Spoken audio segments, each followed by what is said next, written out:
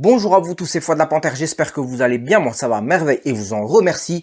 Je vous souhaite la bienvenue dans ma nouvelle vidéo débrief série. Et oui, ça fait très longtemps que je n'ai pas fait de débrief série, car oui, parce que j'avais un manque d'inspiration, manque de motivation sur les séries. Et bien là, je vais faire mon possible de revenir en force pour faire des critiques sur les séries. Alors bien sûr, la série intitulée dans cette vidéo sera la série Spider-Noir. Oui, la série Spider-Noir, qui est de l'univers Spider-Man, car il est important de vous le préciser.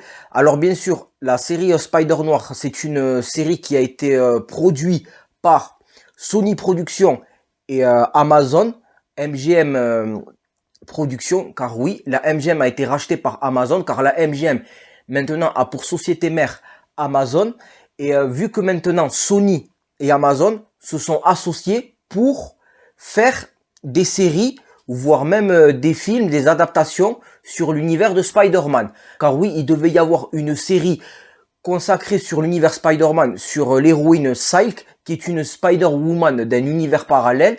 Comme par exemple, on a eu droit aussi à Spider-Gwen dans Spider-Man The New Generation. Aussi, on a eu droit au film Madame Web avec des sortes de Spider-Woman, dont bien sûr le film a été un fiasco.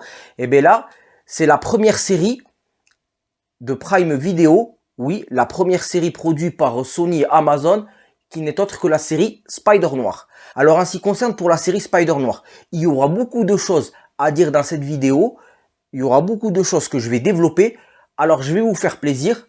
Cette vidéo sera sans spoil, car moi j'aimerais quand même que vous regardiez à la fois ma vidéo et bien sûr que vous pouvez voir la série en toute tranquillité et faire votre propre opinion. Alors le créateur de la série, ce n'est autre que Steve Lightfoot, qui est connu pour avoir réalisé la série Hannibal. Oui, la série Hannibal dont Mads Mikkelsen joue dans le rôle du docteur Hannibal Lecter. Et surtout, Steve Lightfoot, il est connu pour avoir créé une autre série Marvel qui n'est autre la série The Punisher, qui était bien sûr la série The Punisher qui était sortie sur Netflix. Oui, vous l'avez bien entendu. Donc Steve Lightfoot, c'est la deuxième série Marvel qui crée, car The Punisher et Spider-Noir. Car oui, Spider-Noir fait partie de l'univers Spider-Man, Spider-Man Marvel. D'ailleurs, la série Spider-Noir, c'est une série en live action qui est bien sûr adaptée du comics Spider-Man Noir. Alors au niveau du casting, nous avons bien sûr comme acteur Nicolas Cage qui est connu pour avoir joué dans Volte-Face, connu aussi pour avoir joué dans 8 mm, dans Snake Eyes. Il est aussi connu pour avoir joué dans Kiss of Death, dans Con Air, Les Ailes de l'Enfer. Et bien sûr, j'en passe, sinon j'en aurais pas fini. Et bien sûr aussi, comme autre acteur, nous avons Brendan Gleeson, qui est connu bien sûr pour avoir joué dans le rôle du professeur Folleuil dans la saga Harry Potter à partir de Harry Potter et la Coupe de Feu. Bon, bien sûr, après, le reste, ce sont des acteurs qui sont pas trop connus. Mais bien sûr, on va en parler dans la vidéo. Alors en ce qui concerne pour Nicolas Cage, il joue dans le rôle du Spider-Noir. Bien sûr, dans cette série, il se nomme Ben Reilly et non Peter Benjamin Parker. Car oui, dans le comics Spider-Man Noir, il se nomme Peter Parker et non Ben Reilly. Car Ben Reilly, à la base, c'est le nom en fait de Scarlet Spider, Ben Reilly qui est le clone de Peter Parker. Alors que pourtant, Nicolas Cage, ce n'est pas la première fois qu'il joue dans le rôle du Spider-Man Noir. Oui, vous l'avez bien entendu. Je tiens à rappeler qu'il a été la voix originale du Spider-Man Noir dans le film Spider-Man Into the Spider-Verse, plus connu chez nous sous le nom de Spider-Man New Generation. Oui, vous l'avez bien entendu. Si vous le mettez en version originale sous-titrée, c'est la voix de Nicolas Cage. Et d'ailleurs, en ce qui concerne pour le héros du Spider-Man Noir, tout comme dans le comics, dans Spider-Noir, ça se passe bien sûr dans un univers parallèle des années 30. Ce n'est pas du spoil, car bien sûr, beaucoup de gens savent que c'est un Spider-Man d'un univers parallèle et qui se passe dans les années 30. Et bien sûr, avant la série, on a appris beaucoup de choses dans le film animé de Spider-Man The New Generation. Après le fait que ça se passe bien sûr dans un décor de New York des années 30, et d'ailleurs ce qu'ils ont fait les sociétés de production, que ce soit Sony et bien sûr aussi Amazon, ils nous ont laissé le choix dans la plateforme Prime Video, soit de le regarder en couleur ou en noir et blanc. Pour ma part, j'ai préféré le regarder en noir et blanc. Car oui, car c'est quand même un décor dans les années 30. Et bien sûr, vu que c'est plutôt un univers sombre, c'était préférable pour moi que je le regarde en noir et blanc. Peut-être que je serais tenté de le regarder en couleur, Mais moi, j'ai plus été tenté de le regarder en noir et blanc. Et bien sûr, je l'ai regardé en version originale sous-titrée. Et bien sûr, si je dois vous dire mon avis au niveau de cette série, eh bien, personnellement, cette série, c'est vraiment du lourd. Oui, c'est vraiment du lourd, c'est vraiment à voir.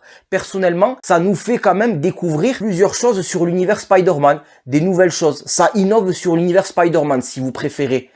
Parce que, comment vous expliquer? On a eu toujours tendance à voir le même Spider-Man dans des décennies différentes, avec plusieurs adaptations différentes, que ce soit la série des années 90, la série des animés du début des années 2000, Spectacular Spider-Man, Ultimate Spider-Man, en plus, la trilogie de Sam Raimi avec le Spider-Man de Tobey Maguire, avec bien sûr le Spider-Man d'Andrew Garfield et le Spider-Man de Tom Holland. Et on verra bien ce que ça va donner dans le prochain, dans le prochain Spider-Man.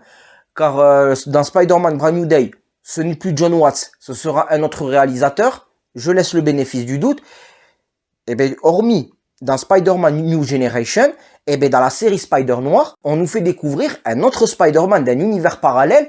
Hormis le personnage, on découvre aussi cet univers parallèle et aussi bien sûr les ennemis de Spider-Man. Comme par exemple Brendan Gleeson, il joue dans le rôle de Silverman, dont bien sûr Silverman, c'est bien sûr un ennemi important dans l'univers Spider-Man et je l'ai connu que ce soit dans le comics et dans la série animée des années 90. Et bien sûr, on a pu avoir aussi un variant d'Electro. Aussi, on a eu droit aussi à Marco Flint, qui n'est autre que l'Homme Sable. On a eu droit, bien sûr, à Tom Stone. Et vous voyez, c'est vraiment différent. Et en plus, dans cette série, on s'ennuie pas. Oui, on s'ennuie pas. Tout est éclairci. On a des révélations inattendues. On a un mystère. Il y a beaucoup de mystères. Parce que, en parlant de mystère, parce que pourquoi, dans la série, il se nomme Ben Reilly et pas Peter Benjamin Parker? Ça, c'est vraiment un mystère. Parce que pourtant, Nicolas Cage, quand il a été la voix du Spider-Man noir dans Spider-Man New Generation, il dit qu'il s'appelle Peter Benjamin Parker.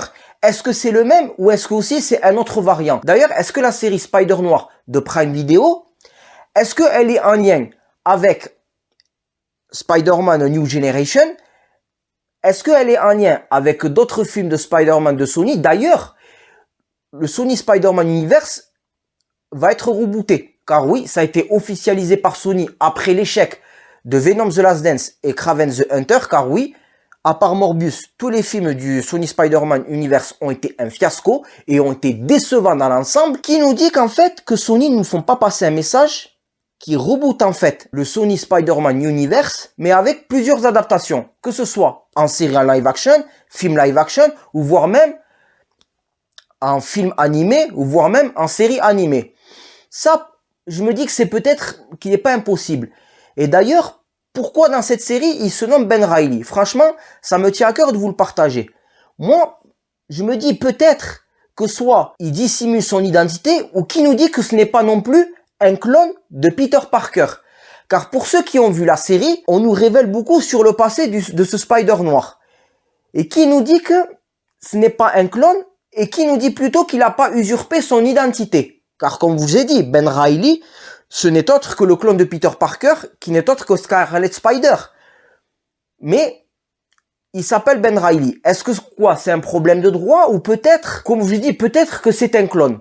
Ça, on verra bien. Personnellement, cette série, c'est vraiment du lourd. Ça se regarde, je me suis pas ennuyé.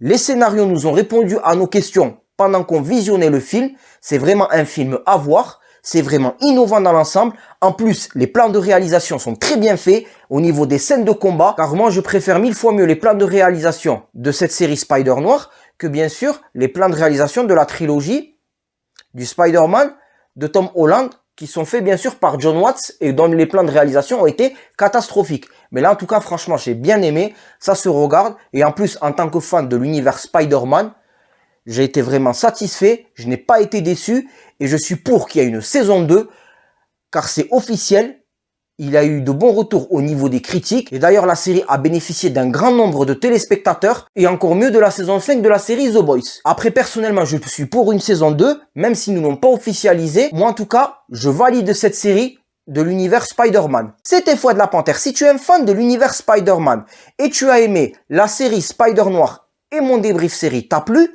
like un petit pouce bleu, partage cette vidéo et abonne-toi à ma chaîne. Salut!